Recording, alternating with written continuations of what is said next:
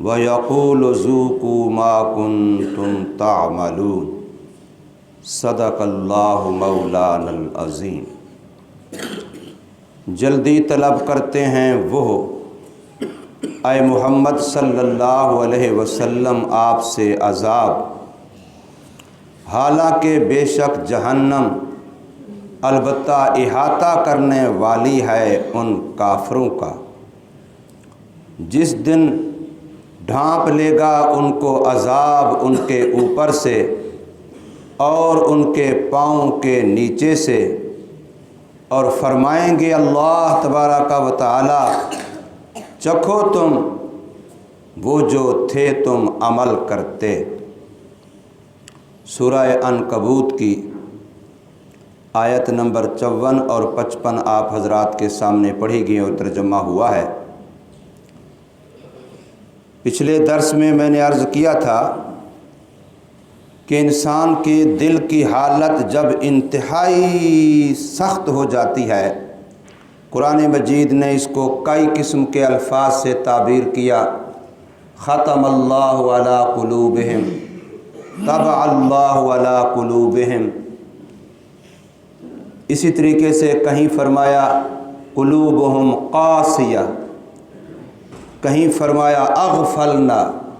ہم نے ان کے دلوں کو اپنی یاد سے ایمان سے غافل کر دیا۔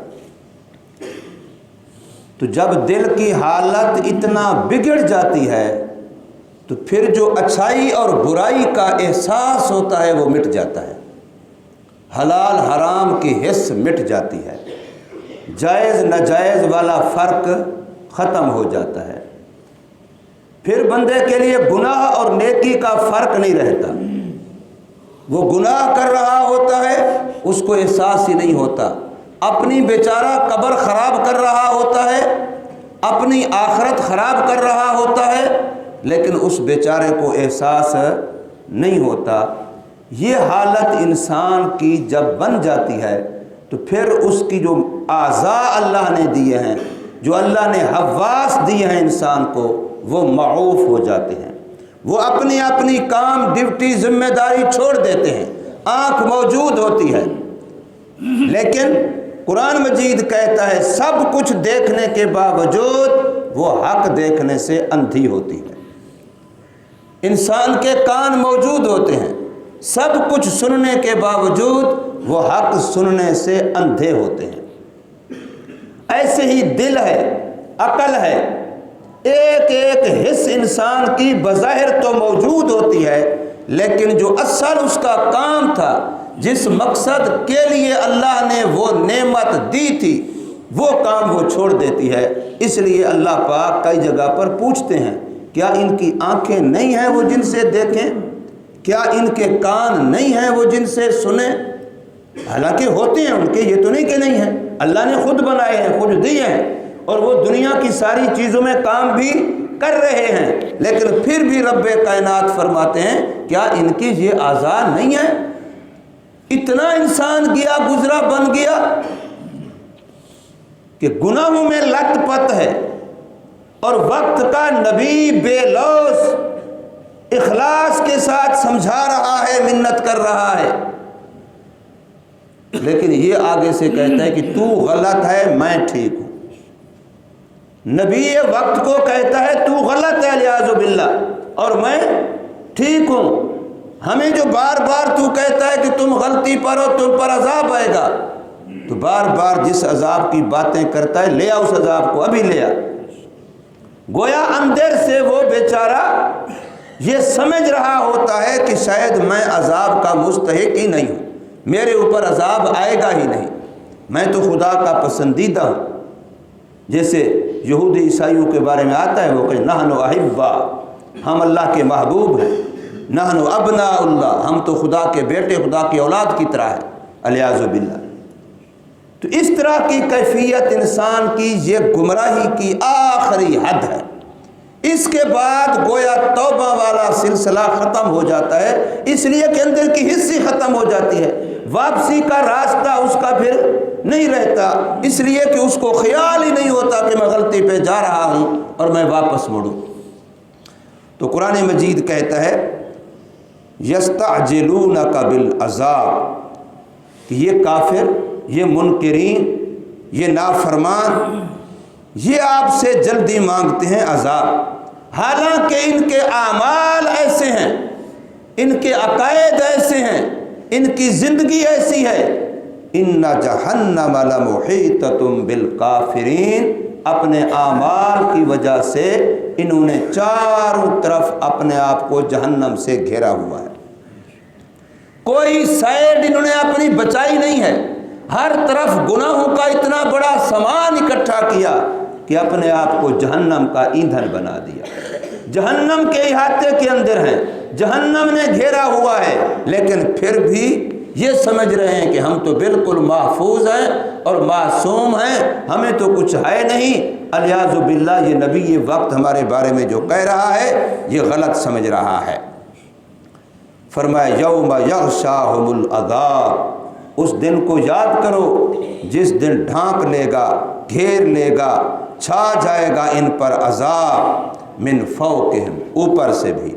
ومن تحت ارجلہم، اور پاؤں کے نیچے سے بھی، اوپر سے بھی عذاب کا فیصلہ، نیچے سے بھی عذاب کا فیصلہ، اور ایسا قوموں پر ہوا ہے۔ اللہ نے زمین سے بھی عذاب کی شکلیں پیدا کر دی اور آسمان سے بھی عذاب کی شکلیں اتار دی۔ تو فرمایا اس دن کو یاد کریں، وَيَقُولُ، اور جب یہ اس حالت میں ہوں گے کہ ان کے اعمال بد کی وجہ سے، اپنے گندے عملوں کی وجہ سے، گندے کردار کی وجہ سے جب یہ بیچارے چاروں طرف سے عذاب میں گھرے ہوں گے، تو پھر رب کائنات کی طرف سے براہ راست یا پھر ملائکہ کے واسطے سے اللہ کی طرف سے فرمایا جائے گا، ذوقوا ما کنتم تعملون، یہ جو تم عذاب چکھ رہے ہو یہ تمہارا اپنا کیا ہوا ہے، میں اللہ ظالم نہیں ہوں،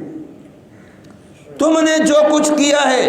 وہی تمہارے کیے ہوئے عمل ہیں، انہی کی ایک شکل ہے، یہ عذاب سارا تمہارے اپنے ہاتھوں کی کمائی ہے، تم نے جو جو زمین میں کیا ہے، جو جو وہاں بویا تھا، یہ اسی کی ڈھیری آج تمہارے سامنے آ رہی ہے۔ ذوقوا ما کنتم تعملون، چکھو تم اس کو جو تھے تم عمل کرتے، اپنے اعمال۔ اس لیے کئی مرتبہ یہ حدیث پاک سنائی کہ حضرت ابراہیم علیہ السلام نے معراج کے موقع پر جب رسول اللہ صلی اللہ علیہ وسلم سے ملاقات ہوئی آسمانوں پر، تو حضرت ابراہیم علیہ السلام نے حضور صلی اللہ علیہ وسلم سے فرمایا، پہلی بات کہ میری طرف سے اپنی امت کو سلام کہنا، اور دوسری بات فرمایا کہ ان کو بتانا کہ جنت چٹیل میدان ہے، اس کی زمین بڑی زرخیز ہے، پانی بڑا میٹھا ہے، لیکن اس جنت کے اندر جو نعمتیں تیار ہونی ہیں وہ تمہارے نیک اعمال کی ہونی ہیں۔ جو بندہ جتنا نیک اعمال کرے گا وہ جنت کے اندر اس نعمتوں کی شکل میں اس کے سامنے کہیں شہد کی نہریں، دودھ کی نہریں، شراباً طہورا کی نہریں، حوریں غلمان، محلات و مکانات، کھانے پینے کی نعمتیں، فرمایا جو کچھ تمہیں جنت میں ملے گا وہ سارا تمہارے اپنے نیک اعمال کی شکلیں ہوں گی، اور جہنم کے اندر جو کچھ جہنمیوں کو سزا ہوگی تو فرمایا ان کو بتا دینا کہ جہنم بھی چٹیل میدان ہے۔ اب تم جو جو گناہ کرتے جاؤ گے، ہر گناہ کی وجہ سے جہنم میں کوئی بچھو تیار ہو جائے گا، کوئی سانپ تیار ہو جائے گا، کوئی آگ ہو جائے گی، کوئی فلاں ہو جائے گا، تو جہنم کا عذاب اللہ نہ کرے، اللہ بچائے سب کو، جس بندے کو بھی ہوگا وہ اپنے اعمال کی شکل ہوگی، اللہ کی طرف سے سزا، ظلم نہیں ہوگا کہ بندہ کچھ کرے نہیں اور اس کی سزا اس کو ملے، ایسا نہیں ہوگا۔ اس لیے ہمیں اپنی زندگی سنبھال کے گزارنی چاہیے۔ اللہ تبارک و تعالی ہمیں عمل کی توفیق